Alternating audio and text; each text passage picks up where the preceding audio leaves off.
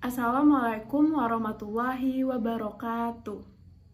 Perkenalkan, kami dari kelompok 2 yang terdiri dari saya sendiri, Kea Arinda, Bianca Koriza, Septrian Azeri, Firza Dwi Ananda, dan Adrian Yunus. Pada hari ini kami akan mempresentasikan hasil diskusi kami berkenaan dengan penegakan hukum administrasi negara terkait dengan pelanggaran ketentuan perumahan dan pemukiman. Yang pertama, kita akan membahas mengenai pengertian terlebih dahulu. Menurut Pasal 1 Angka 1 Undang-Undang Nomor 1 Tahun 2011 tentang Perumahan dan Kawasan Pemukiman, yang dimaksud dengan perumahan adalah kumpulan rumah sebagai bagian dari permukiman, baik perkotaan maupun pedesaan, yang dilengkapi dengan prasarana, sarana, dan utilitas umum sebagai hasil upaya pemenuhan rumah yang layak huni. Kemudian terdapat asas-asas tentang perumahan dan kawasan pemukiman. Adapun asas-asas tentang perumahan dan kawasan permukiman sebagaimana diatur dalam Pasal 2 Undang-Undang Nomor 1 Tahun 2011 tentang Perumahan dan Kawasan Permukiman adalah sebagai berikut. Yang pertama adalah asas kesejahteraan. Asas kesejahteraan adalah untuk memberikan landasan agar kebutuhan perumahan dan kawasan permukiman yang layak bagi masyarakat dapat terpenuhi, sehingga masyarakat mampu mengembangkan diri dan beradab, serta dapat melaksanakan fungsinya sebagai fungsi sosial. Kemudian yang kedua adalah asas keadilan dan pemerataan. Asas keadilan dan pemerataan adalah untuk memberikan landasan agar hasil pembangunan di bidang perumahan dan kawasan pemukiman dapat dinikmati secara proporsional dan merata bagi seluruh rakyat.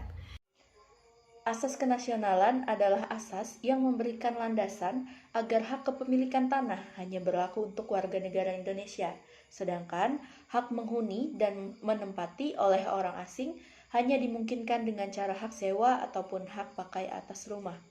Artinya, hanya warga negara Indonesia saja yang boleh memiliki tanah di Indonesia, tetapi warga negara asing tidak boleh.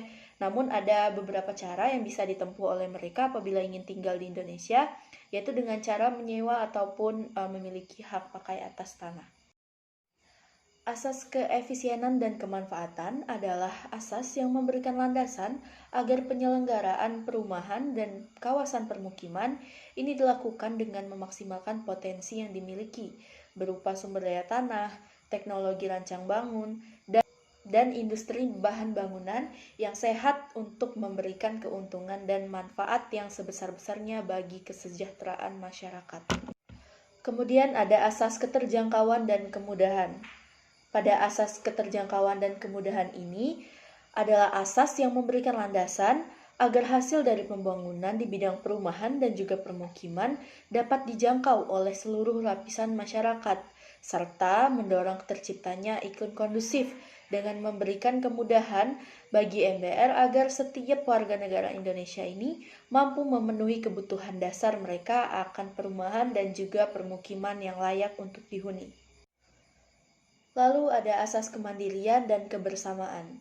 Asas kemandirian dan kebersamaan ini adalah asas yang memberikan landasan agar penyelenggaraan perumahan dan kawasan permukiman bertumpu pada prakarsa, swadaya, dan peran masyarakat untuk turut serta mengupayakan pengadaan dan pemeliharaan terhadap aspek-aspek perumahan dan kawasan permukiman sehingga mampu membangkitkan kepercayaan, kemampuan, dan kekuatan sendiri serta terciptanya kerjasama antara pemangku kepentingan di bidang perumahan dan juga kawasan permukiman.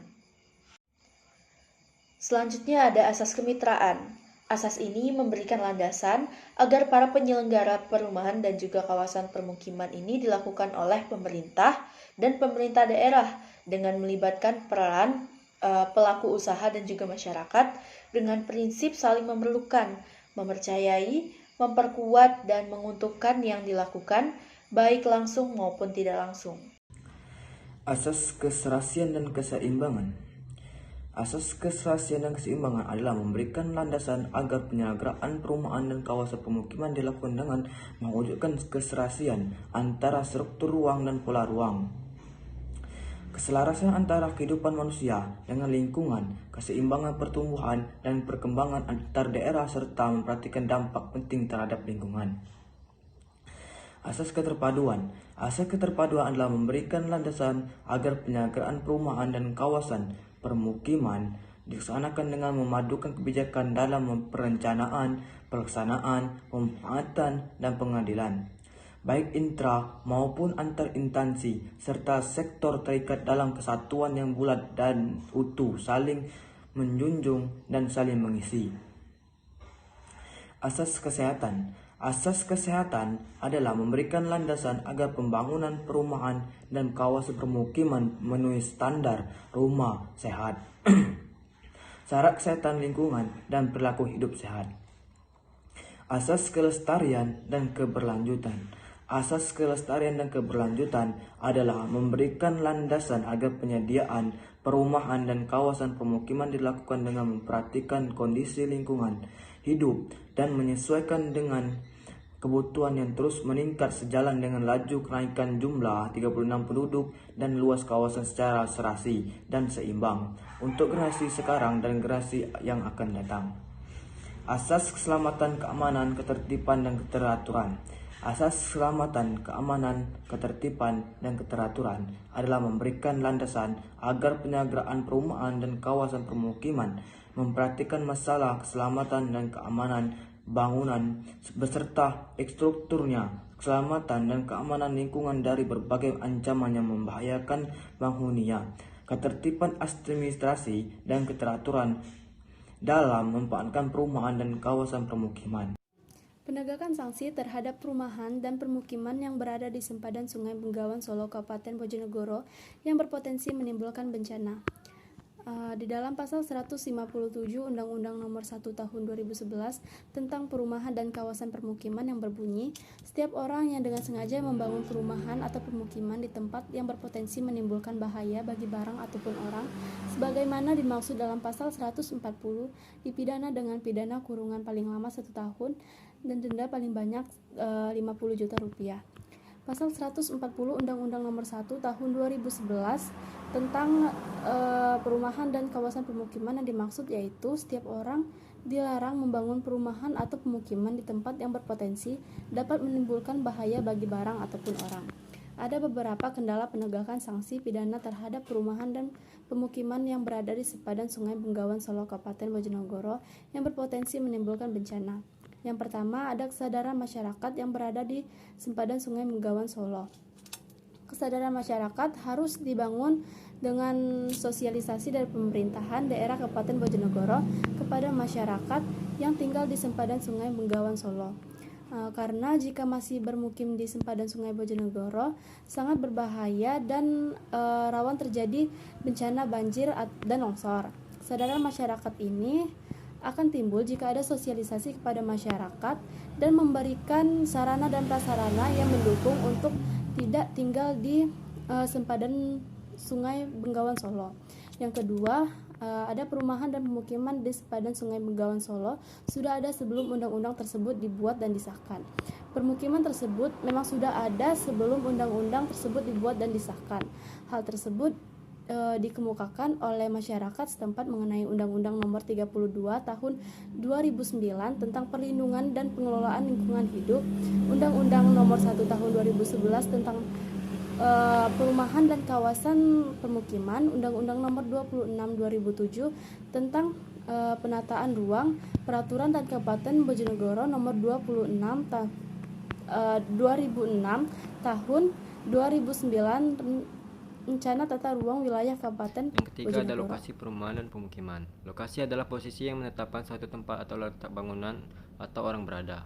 Faktor lokasi dalam hal ini adalah perumahan dan pemukiman yang berada di sempadan Sungai Bengawan Solo yang dekat dengan akses kota meliputi pertokoan, pasar, perkantoran, dan pusat perekonomian yang berada di tengah kota. Akses yang sangat dekat dengan kota tersebut menjadi faktor masyarakat bermukim di sempadan Sungai Bengawan Solo di Kabupaten Bojonegoro karena memudahkan kegiatan sehari-hari.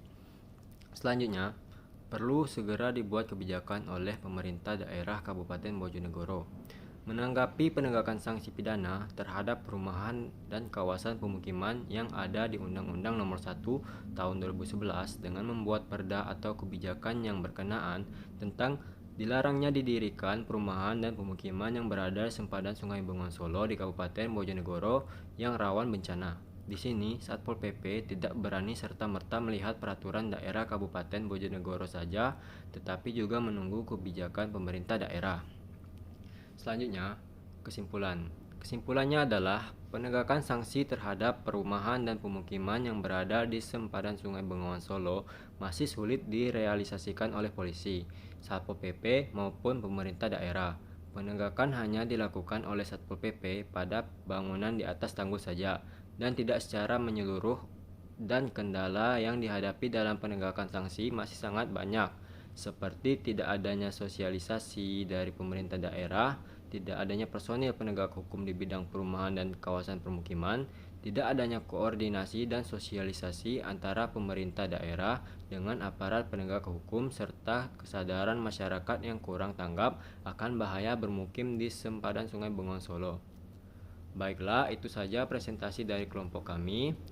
Jika masih banyak kekurangan, kami minta maaf. Saya akhiri. Wassalamualaikum warahmatullahi wabarakatuh.